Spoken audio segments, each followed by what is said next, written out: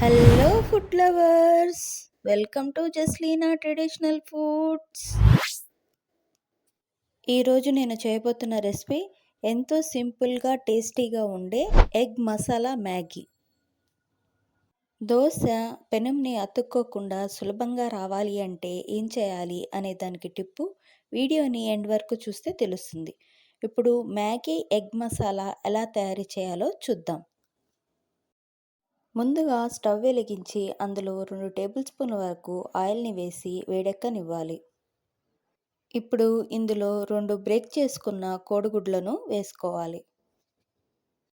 కోడిగుడ్లను break చేసిన వెంటనే గరిటెతో కలపకుండా 1 నిమిషం పాటు సిమ్లో ఉడకనివ్వాలి. కోడిగుడ్లు 1 నిమిషం పాటు ఉడికించుకునేలోపు వాటి మీద కొంచెం ఉప్పు, కొంచెం పసుపును వేసుకొని వదిలేయాలి. 1 నిమిషం పాటు కోడిగుడ్లు ఉడికిన తర్వాత గరిటెతో మరీ పెద్ద ముక్కలుగా కాకుండా చిన్న ముక్కలు కాకుండా ఉండేలాగా కలుపుకోవాలి.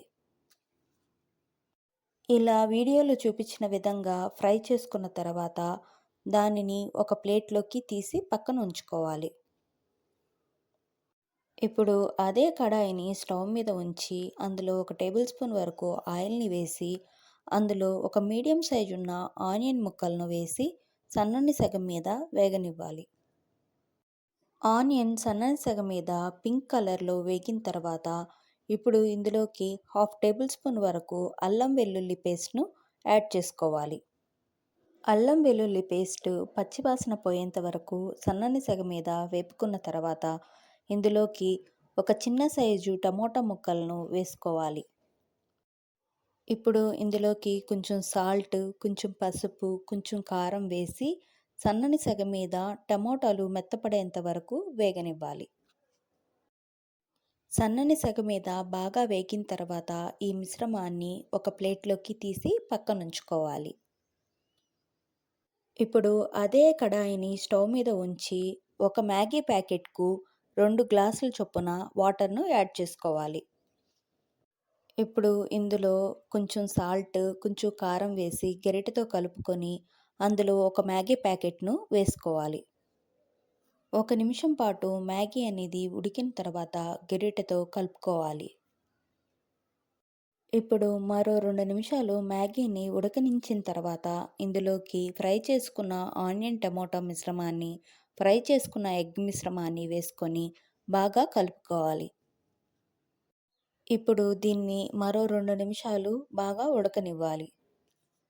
2 నిమిషాలు ఉడికిన తర్వాత ఇందులోకి మ్యాగీ మసాలా పౌడర్ను యాడ్ చేసుకొని బాగా కలుపుకోవాలి. చివరిగా కొంచెం కొత్తిమీరను యాడ్ చేసి బాగా కలుపుకొని 1 నిమిషం పాటు ఉడకనివ్వాలి. అంతే, ఎంతో సింపుల్గా టేస్టీగా ఉండే egg Maggi masala ready.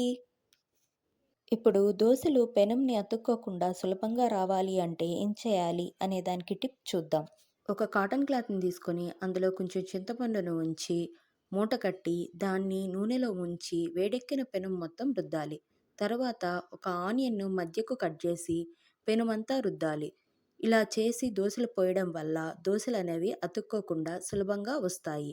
If you like this video, please like, share and subscribe. Thank you for watching.